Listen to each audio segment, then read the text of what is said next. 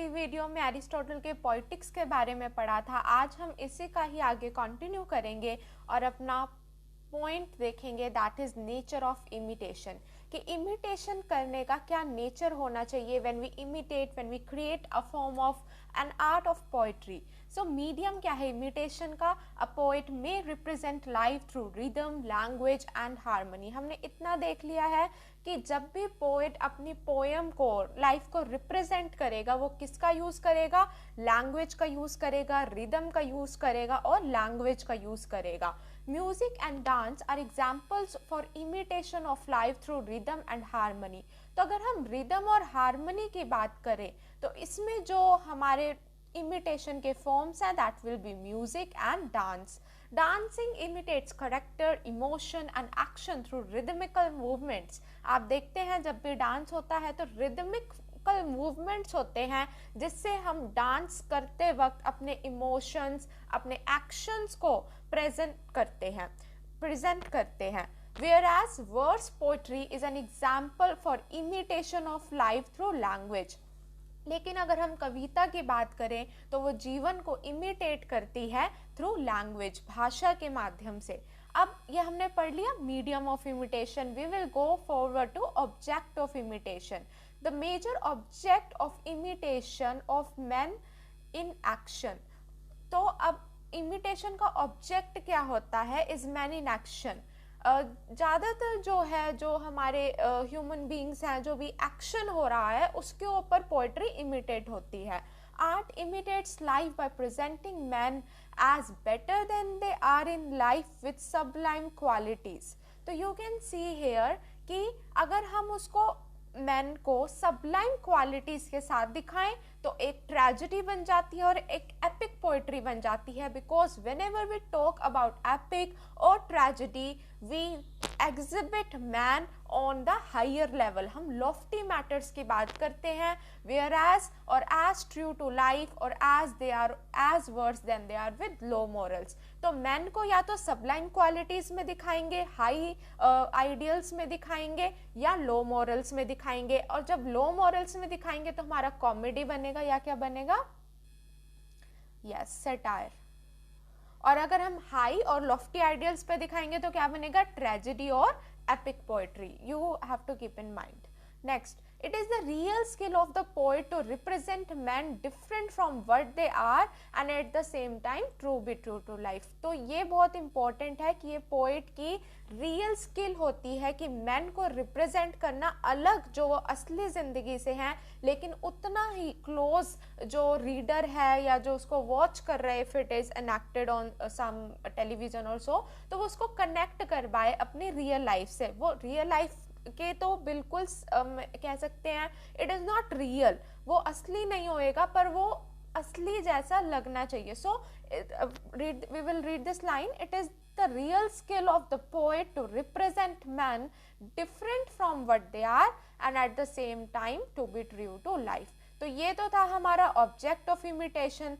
Next we will study mode of imitation. क्या mode होना चाहिए? तो मोड या nature of imitation depends upon the poet's creativity. ये पोएट की क्रिएटिविटी पर निर्भर करता है। A poet can represent life through narration in which he takes another personality. तो हमने देखा था या तो वो किसी और पर्सनालिटी को ले सकता है, उसके थ्रू रिप्रेजेंट करवा सकता है अपनी नरेशन को, and watches the events in life as an observer, या इवेंट्स को अनदर पर्सनालिटी के या थर्ड पर्सन के थ्रू एक ऑब्जर्वर की तरह उसको देख सकता है। In some cases, the poet can duplicate life by speaking about in his own person as the first person. तो वो लाइफ को duplicate करेगा, representing himself as the first person. In another situation, a poet can represent life by presenting all its characters as living and moving before us as a third person narrator. या तो खुद को अपने आप को मानेगा कि मैं as a first person हूँ, या किसी और करेक्टर को लाके खुद थर्ड पर्सन नरेटर बन जाएगा और उस करेक्टर के माध्यम से अपनी बातों को दर्शकों तक, पाठकों तक पहुंचाने की कोशिश करेगा। तो ये पोएट का एक बहुत बड़ा रोल हम कह सकते हैं। when the represented life or the universal elements created as literal copy gives joy to man। और जब भी man अपने आप को universal elements उन सब के close पाता है या फिर उसको reality जैसा लगता है कि जो भी हो रहा है which is very close to reality, it gives joy to man। वो बहुत ज़्यादा खुशी देता है उस इंसान को। Since he loves watching the likeness or the better status because he identifies himself with that copy। क्योंकि उसको देखना इसलिए वो सब पसंद है क्योंकि वो खुद को आइडेंटिफाई कर पा रहा है उस कॉपी के साथ। For example, I am a young girl, if I see a serial और read a poetry which relates with a young girl talking about some things like that, तो वो मैं उससे कोरिलेट कर पाऊंगी। वैसे ही जो ह्यूमन बींग्स हैं, when they read some kind of stuffs which they can relate to the reality, which they can connect, तो वो अपने आप को आइडेंटिफाई कर पाते हैं उस कॉपी के साथ। while watching, that's why it is called कि best literature या best we can say piece of art is that through which humans can relate themselves to that। so while watching the representation of men in verse form, the reader or viewer feels happy at the awareness that it is not him। अब इसमें थोड़ा सा ये irony है, you will understand it if you will like study deeply. तो कह रहा है जब कोई ट्रेजेडी होती है, for example, no doubt they can relate it, but उनको जब बाद में ये चीज़ पता लगती है कि thanks god it is not that, कि ये मेरे साथ नहीं हुआ, तो at some kind they feel happy. और फॉर एग्जाम्पल हम जब ड्रीम्स देखते हैं और कोई हॉरिबल ड्रीम आया, nightmare suppose it is there, so you dreams में क्या लगता है, you feel that everything is real in that dream, but when you wake up you pay thanks to God that it was not real, कि वो असली नहीं था जो वो बुरा सपना था, तो एक तरह से खुशी होती है। उसी तरह से while watching the representation of men in verse form, जब हम verse form में देखते हैं तो reader और viewer feels happy at the awareness that it is not him, कि वो ये नहीं है। The poet imitates in action or language. Sometimes the poet imitates in a wrong way, resulting a factual error। तो कहता है poet imitate करता है action में, language में, लेकिन समटाइम्स क्या होता है, कई बार पोइट इमिटेट करता है गलत तरीके से और उसकी वजह से एक एरर आ जाता है उस पीस ऑफ आर्ट में। दिस मे बी नोइंगली और accidental. It is very like important thing कि या तो ये डेलिबरेटली होता है या एक्सीडेंटल होता है, या तो जानबूझकर करता है या we can say without being conscious he commits that error। So if the error is due to incorrect imitation by the poet, it affects the essential aspect of the work and it can damage the whole work। तो अगर वो incorrect imitation हुआ है, क्योंकि अब हम बात करें नेचर ऑफ इमिटेशन की, तो अगर वो गलत हुआ है तो वो पूरा जो एसेंशियल एस्पेक्ट है, जो उसका एसेंस है, जो उसका सार है उस वर्क का, वो डैमेज हो सकता है और वो पूरी तरह से इम्पैक्ट डाल सकता है पोएट के वर्क पर। The errors in the peripheral aspects do not affect the work. अगर वो छोटी मोटी चीज़ें हैं तो it will not affect, but the various aspect of an artistic work like controversy on the artistic we can say controversies, correctness, sorry, morally hurtful aspects, irrational and contradictory elements etc are often questioned by the critics। तो अगर वो artistic की correctness के ऊपर है, उसने कोई fact for example गलत डाल दिया है, ऐसी चीज़ जो ऑफेंसिव है, जो हर्टफुल है, इरेशनल है, जिसका कोई मतलब ही नहीं बनता, इलॉजिकल है, या कुछ कॉन्ट्राडिक्टरी एलिमेंट्स है। For example we can say many poets who used to write something which has many contradictory elements in it, so are often questioned by the critics। तो वो critics के द्वारा क्वेश्चन किए जाते हैं, but Aristotle dismisses all these aspects and highlights that the most important aspect of an art that matters is its goal in imitating reality as it is। लेकिन Aristotle का कहना है उन क्रिटिक्स को नज़रअंदाज करते हुए जो एक पोइट का गोल होना चाहिए, एक राइटर का गोल होना चाहिए, वो होना चाहिए कि हम रियलिटी को इमिटेट कर रहे हैं एज इट इज़, जैसा कि वो है, as it is thought to be, जैसा हम सोचते हैं, as it ought to be, जैसी होनी चाहिए। So these lines, you know, these are repeating, most of the lines are repeating, so these are, we can say, most important lines जो Aristotle का crux है, जो एसेंस है, जो Aristotle कहना चाहता है अपनी पोएटिक्स में। तो वो क्या कह रहा है, if an error occurs in this act of imitation it affects the whole work. अगर हम क्योंकि पोएट क्या है, पोएट्री क्या है, इट इज अ रिप्रेजेंटेशन और इमिटेशन ऑफ रियल लाइफ। तो अगर उस इमिटेशन के ही एक्ट में हम कोई गलती कर देते हैं, कोई हम एरर कर देते हैं, तो पूरे होल वर्क पर undoubtedly it will impact. Next we will go to types of poetry. Poetry के कितने टाइप्स हैं? Poetry or art is a product of mimesis. Aristotle defines poetry as a medium of imitation, and the type of poetry is decided based on the object and nature of imitation.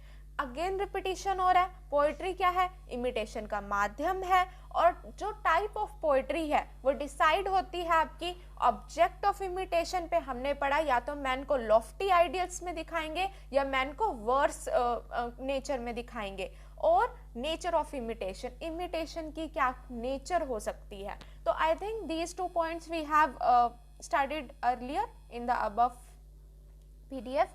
So imitation is of 2 directions. Imitation 2 तरह की हो सकती है, 2 directions में कह सकते हैं। One is the imitation of man in noble qualities in action, and second one is the imitation of man of lower qualities in action. So this thing is repeatedly like going. तो first one को हम क्या कहेंगे, epic poetry कहेंगे, जो Nobel action की बात करती है, या ट्रेजेडी हम कह सकते हैं, क्योंकि these are different parts, we will study later on tragedy also. और लोअर क्वालिटीज की बात करेंगे तो हम उसको क्या कहेंगे, सेटायर कहेंगे। The epic poetry gives pleasure to the reader as it depicts man as better than they are. तो जो एपिक पोएट्री है ना, वो हमेशा रीडर को इसलिए प्लेजर देती है, इसलिए वी कैन से आनंद की अनुभूति उसको महसूस होती है, he feels pleasure because it depicts man as better than they are. Man को एक बेटर फॉर्म में दिखाती है। जब भी हम ह्यूमन बींग्स को खुद से एक हायर आइडियल पे पाते हैं तो we adore it, we like it, because वो हमसे एक पॉइंट हायर लेवल पे, नेक्स्ट लेवल पे है। So here the reader identifies himself with a character and feels better, whereas in satire, और satire में क्या होता है, यहाँ पर तो उसको काफ़ी ज़्यादा एक प्राउड की फीलिंग आती है, we can say, but in satire the reader laughs or enjoys the fun at the defects or the ridiculousness of the character, and reader feels happiness that it is not he. तो जब भी हम बात करेंगे for example satire की या comedy की, तो हमको हंसी किस लिए आती है कि वो ऐसी हरकतें कर रहा होता है, रिडिकुलस एक्टिविटीज वी कैन से, और डिफेक्ट्स होते हैं इसमें, और वी फील लाफिंग। तो उसके बाद रीडर हैप्पीनेस फील करता है कि वो ये नहीं है। तो hence the satire was also termed as comedy. तो सेटायर को हम क्या कहते हैं, कॉमेडी भी कहते हैं, ऐसा एरिस्टोटल का कहना था। अब एपिक पोएट्री की डिटेल में बात करें, epic poetry is the mimesis in words told in narrative form. तो ये क्या है, वर्ड्स के फॉर्म में होती है। आपको पता है लिटरेचर में एक प्रोज होता है और एक वर्स होता है। प्रोज जो होता है आपका पैराग्राफ फॉर्म में होता है, and verse is in the form of we can say stanzas और पोएट्री। तो टोल्ड इन नैरेटिव फॉर्म। तो एपिक पोएट्री एक मिमेसिस इन वर्स है जो नैरेटिव फॉर्म में कही जाती है। अब आपको लग रहा होगा पोएम के फॉर्म में भी है, नैरेटिव फॉर्म कैसे है। फॉर एग्जाम्पल आपने महाभारत, रामायण, ये बहुत सारे एपिक करे होंगे। और एपिक पोएट्री की अगर बात करें हम, जॉन मिल्टन की पैराडाइज लॉस्ट है, तो वो क्या है, पूरी एपिक पोएट्री है, लेकिन वो ऐसे नैरेटिव फॉर्म में कही गई है, पूरा उसका बखान किया गया जैसे हम किसी कहानी को सुना रहे हैं। तो epic poetry on the other hand is a purely narrative medium, as such is limited only by the imagination of the poet and listener. तो ये एक narrative medium में होती है, फर्स्ट पॉइंट आपको ये ध्यान रखना है। और second point, it is limited only by the imagination of the poet. या तो poet जो उसको लिख रहा है उसकी imagination में होएगी, या जो listener है जो उसको सुन रहा है वो इमेजिन करेगा कि एपिक पोएट्री कैसे चल रही है। जो भी स्टोरी चलेगी, it will go in his mind simultaneously when he will hear or she will hear the epic poetry.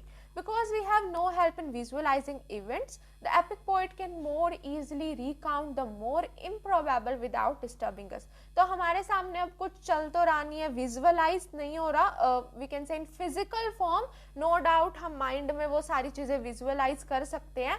तो एपिक जो पोइट है उसको एक एडवांटेज मिल जाता है, वो इजीली रिकाउंट कर सकता है इम्प्रोबेबल को. इम्प्रोबेबल जो हम पॉसिबिलिटीज जो नहीं होती उसको भी वो डाल सकता है विदाउट डिस्टर्बिंग अस, बिना हमको ये सोचे कि ये लॉजिकल है इलॉजिकल है, बिकॉज इसमें जो पोएट है वो सिर्फ चीज़ों को सॉरी जो लिसनर है वो सिर्फ एपिक पोएट्री को सुन रहा है, वो देख नहीं रहा है. So Aristotle refers to the episode in the Iliad, जैसे वो इलियाड का एक इंस्टेंस देता है where Achilles chases Hector 3 times around the walls of Troy.